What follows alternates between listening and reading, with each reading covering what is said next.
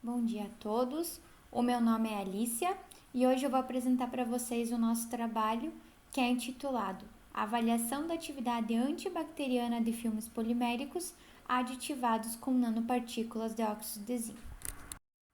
Então, primeiramente, com o passar do tempo, a população mundial ela estava cada vez mais preocupada com a procedência e a segurança do alimento que ela colocava em sua casa. Com isso, as pessoas estavam buscando alimentos que fossem seguros, mas que fossem saudáveis também, sem tanta adição de conservantes e nenhum tipo de aditivo. Então, as indústrias começaram a repensar, né, a utilização desses aditivos sintéticos e uma alternativa para que o alimento continuasse seguro e não precisasse ter essa adição seria a utilização de uma embalagem ativa. A embalagem ativa ela nada mais é do que uma embalagem onde a gente incorpora uma substância em sua matriz polimérica para agregar características que a gente está buscando para essa embalagem. Com isso também temos a nanotecnologia, que ela funciona como a melhoria de materiais nesse caso, e para a embalagem ativa, ela seria a partir da incorporação de nanopartículas de óxidos metálicos. Então, o óxido de zinco, que é utilizado nessa pesquisa, ele tem essa característica, né, antibacteriana, antifúngica, e ele agregaria então a essa embalagem essa característica. Além disso, a utilização de polímeros biodegradáveis está cada vez mais sendo utilizado devido que os polímeros convencionais, a alta utilização e também o descarte inapropriado acabam fazendo o quê? Com que gere consequências no nosso ecossistema, tendo desequilíbrios. Então, a fim de minimizar esse problema, as empresas também começaram a utilizar os polímeros biodegradáveis. Então, o nosso objetivo é obter os filmes poliméricos aditivados, né, com as nanopartículas, e avaliar a atividade antimicrobiana do filme aditivado e também do filme puro, frente a duas bactérias, Staphylococcus aureus e Escherichia coli. Para a metodologia, então, primeiramente foi realizada a confecção dos filmes poliméricos, eles foram extrusados em uma extrusora monorrosca.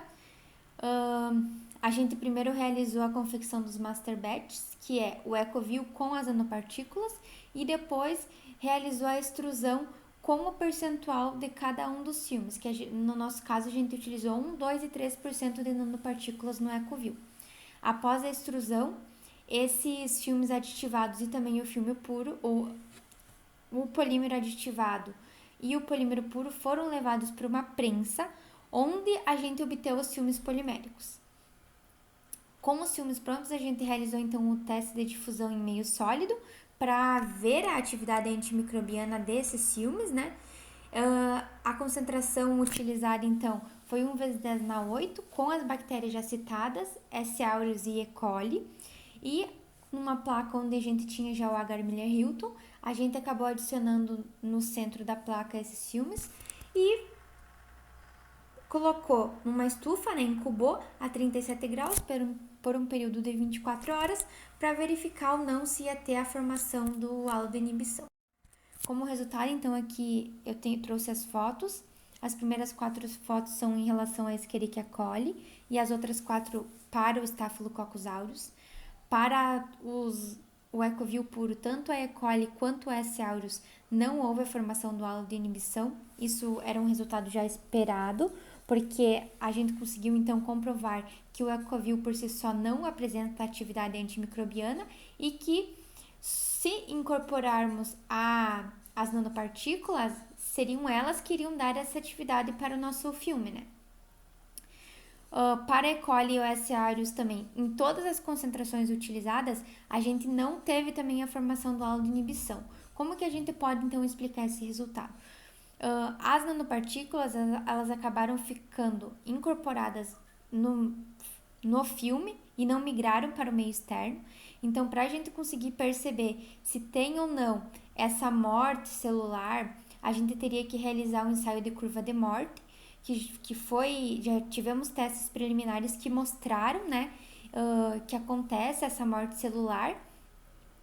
E então, como conclusão, a gente conseguiu, né? O filme Ecovil puro, a gente conseguiu comprovar então que ele não tem atividade antimicrobiana por si só e que seria as nanopartículas que teriam essa atividade. E em relação às nanopartículas, elas, como elas estavam inseridas no filme, elas acabaram ficando aprisionadas na matriz, não migraram para o meio externo e acabou não tendo a formação do halo de inibição para os nossos filmes aditivos. Então, da minha parte seria isso. Muito